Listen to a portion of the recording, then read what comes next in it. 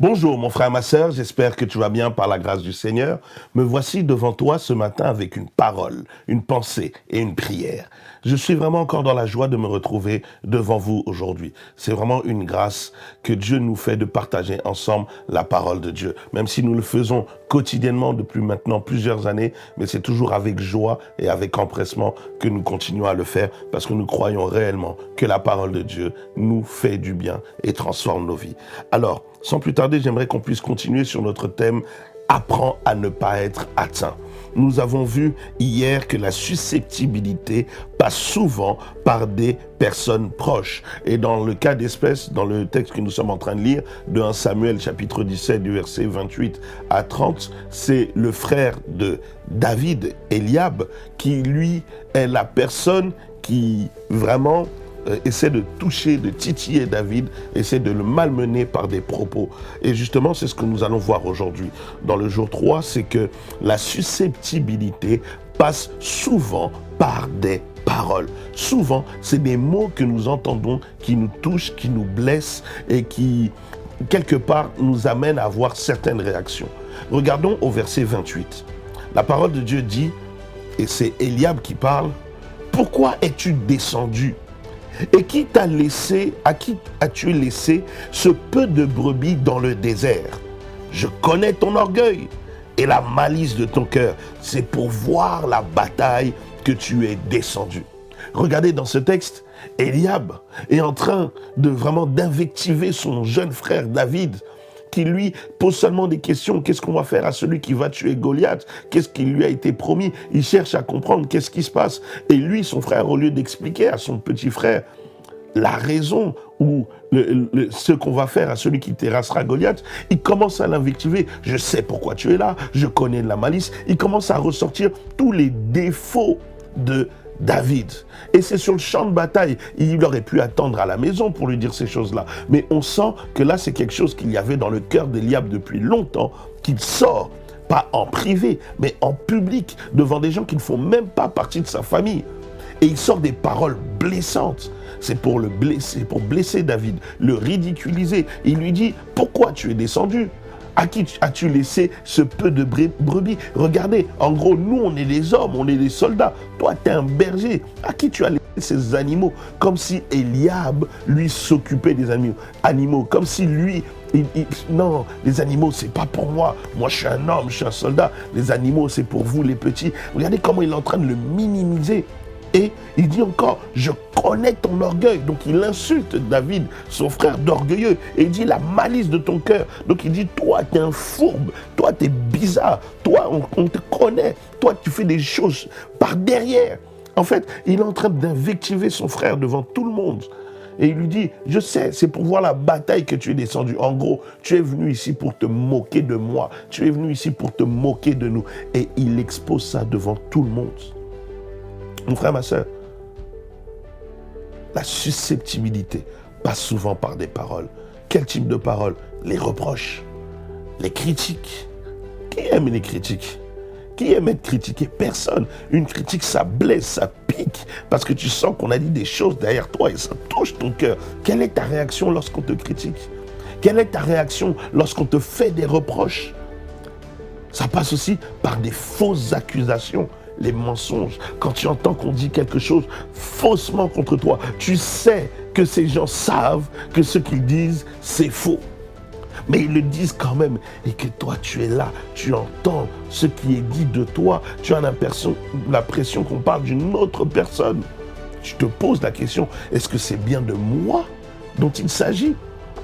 Mon frère, ma soeur, quand on te prête des fausses intentions, donc on invente, on commence même à imaginer, en fait tu es venu pour ça, en fait tu es venu pour ça. Non, toi je sais, toi tu es venu pour prendre les maris d'autrui, toi tu es venu pour voler, toi tu es venu pour déranger, toi tu es venu pour arracher, toi tu es venu par jalousie. On t'invente des choses, on met des choses sur ton dos.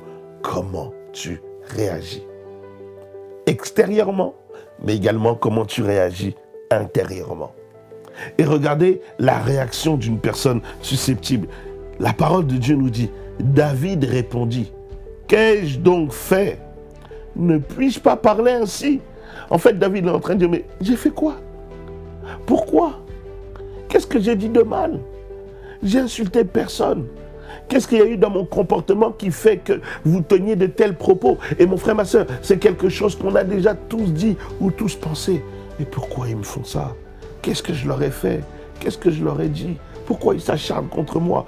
Tu as l'impression que tout le monde est contre toi. En fait, c'est là que tu te rends compte que tu es susceptible. Pourquoi? Parce qu'il y a première chose, tu veux te défendre. Quand tu sais qu'on dit des choses fausses contre toi, quand tu sais qu'il y a des mauvaises paroles qui sont prononcées à ton égard, quand on te critique, notre nature humaine nous pousse à vouloir nous défendre. On veut absolument répondre, on veut absolument argumenter. Deuxième chose, on veut débattre. Non, vraiment, que la personne qui a dit ça contre moi, qu'elle vienne, qu'elle le dise en face de moi et on discutera. Et tu as été touché. Et ton ennemi, quand il voit ça, il dit j'ai atteint mon but. Je l'ai touché. J'ai touché une corde sensible. Et je t'assure, c'est encore là, il va appuyer. S'il te dit tu es voleur, et tu dis quoi? Mais non, mais pourquoi vous dites ça? Non, non, non. Il sait qu'il t'a touché. Et il va répéter encore. Oui, tu es un voleur. Oui, tu es un voleur. C'est comme, vous savez, quand vous dites à quelqu'un qui est énervé et que vous lui dites mais calme-toi. Même s'il n'était pas énervé. Mais le fait que tu lui dises calme-toi, ça l'énerve. Et tu vois sa réaction. Mais pourquoi tu veux que je me calme? Je suis calme, non? Pourquoi? Mais je ne suis pas énervé. Mais tu dis, mais calme-toi. Mais je ne suis pas énervé. Mais calme-toi. Mais je ne suis pas énervé. Oh. Et là, tu dis, mais regarde, tu es énervé.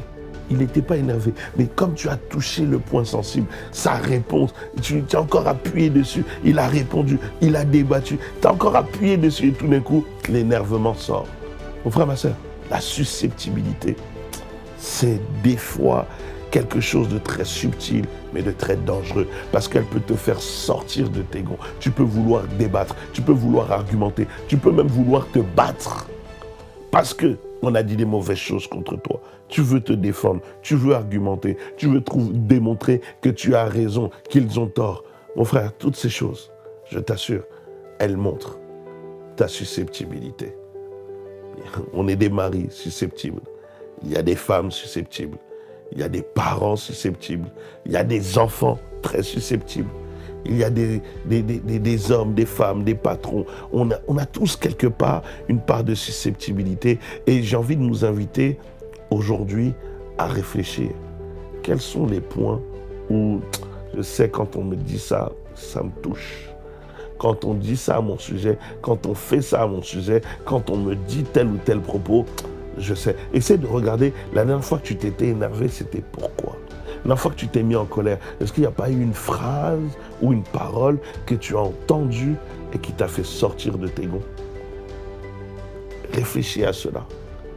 Et vraiment ma prière pour nous, je prie, cher Saint-Esprit de Dieu, je te prie de montrer la vérité de nos cœurs à chacun d'entre nous. Ouvre nos yeux. Montre nos cœurs, que nous puissions voir là où nous sommes encore susceptibles, là où nous sommes encore trop vivants, là où il y a des choses qui ne sont pas encore mortes à la croix. Cher Saint-Esprit de Dieu, aide-nous à guérir, aide-nous à ne plus être atteints par certaines paroles, par des mensonges, par des critiques, par des choses qui sont dites faussement contre nous. Aide-nous à ne plus chercher à nous défendre, à ne plus chercher à nous battre ou à débattre, à ne plus vouloir argumenter. Nous avons besoin de toi parce que des fois, nous avons voulu argumenter en voulant dire des choses vraies, mais comme nous parlons en tant qu'hommes ou femmes blessés, des fois nous nous enfonçons encore plus. Cher Saint-Esprit, aide-nous à avoir la maîtrise lorsque nous sommes faussement accusés, lorsque des choses sont dites contre nous, lorsqu'on abuse sur notre histoire. Cher Saint-Esprit de Dieu, donne-nous le contrôle et la maîtrise. Nous avons besoin de toi. Au nom de Jésus. Et nous disons Amen. Voilà mon frère et ma sœur. C'est vraiment un conseil, c'est vraiment un travail que chacun doit faire. De regarder au fond de lui-même et de se dire dans tel point, je suis encore susceptible. Dans tel point, ma chair bouge encore. Dans tel point, et de dire, cher Saint-Esprit, aide-moi. aide-moi, aide-moi. Et je vous assure, en faisant ce travail, le Saint-Esprit va nous aider. On va réduire la susceptibilité. Si tu étais à 80, tu passeras à 50, à 40, à 30, à 20, ainsi de suite. Voilà, que Dieu nous bénisse. Passez une excellente journée. Mais surtout, n'oubliez pas que Dieu est un bon Dieu. Amen.